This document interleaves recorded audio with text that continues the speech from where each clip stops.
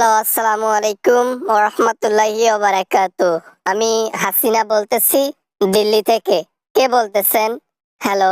ওয়ালাইকুম আসসালাম ওরহমতুল্লাহি বারাকাতু। ম্যাডাম, আমি জুনায়েদ আহমেদ পলক বলতেছি জেলখানার ভেতর থেকে। অনেক কষ্ট করে একটা ফোন ম্যানেজ করছি কথা বলার জন্য। বাবা পলক, তুমি কেমন আছো?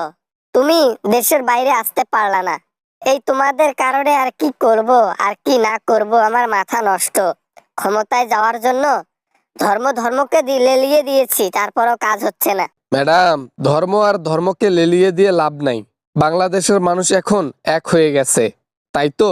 আর আওয়ামী লীগের কোনো খাবার নাই। বাংলাদেশের মধ্যে আসিয়েন না ম্যাডাম, ভেজাল হয়ে যাবে আপনার। আমি না টাকার লোভ আর ক্ষমতার লোভ এখনো সহ্য করতে পারি না। এখনো আমার রাতের ঘুম হারাম হয়ে যায় এটা ভাবলে, যে হাজার হাজার কোটি টাকা দেশ থেকে উধাও করে দিতাম, সেটা আর এখন পারছি না। জীবন চলার জন্য মোটামুটি 5 কোটি টাকা হইলে জীবন ভরপুর চলে যায়। সেখানে হাজার হাজার কোটি টাকা চুরি করে জিন্দিগিটা পোস্তায় কোনো লাভ হবে না। তাই কুকর্ম বাদ দিয়া ভালো কাজ করেন। হঠাৎ করে এত ভালো হয়ে গেলা পলক? আমি তো বুঝলাম না বাবা।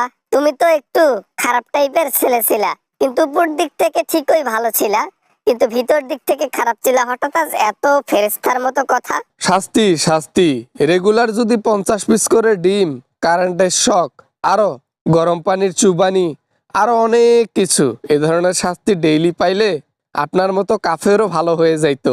বাবা না, মানে তাহলে একটু কষ্ট করে থাকো বাবা।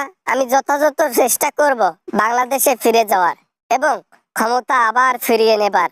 তুমি চিন্তা করো না, আওয়ামী লীগ ক্ষমতায় গেলে সবার আগে তোমায় ছাড়বো। আপনার মনে ঠিকই ছিল আপনি দেশ ছাড়বেন। একটাবার যদি বলতেন যে পলক তুমি দেশ ছেড়ে আগে আগে বেরিয়ে যাও, আমরা পালাতে চলেছি, একটা কথা আমাকে বলেন নাই। আর আজকে সেই মিথ্যা আশ্বাস দিচ্ছেন। বাবা পলক, আরে মিথ্যা আশ্বাস দিচ্ছি না বাবা। আমরা ক্ষমতায় যাব, তুমি দেখে নিও।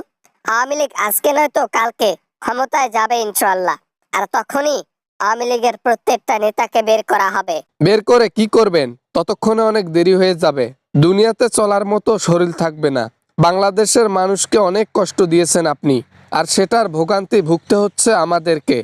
আমরা কেন যে নেট বন্ধ করতে গেলাম। আরে বাবা, নেট বন্ধ না করলে আমার যে পিছনে বাস যাইতো সারা বিশ্বের মানুষ দেখতে ধরছিল।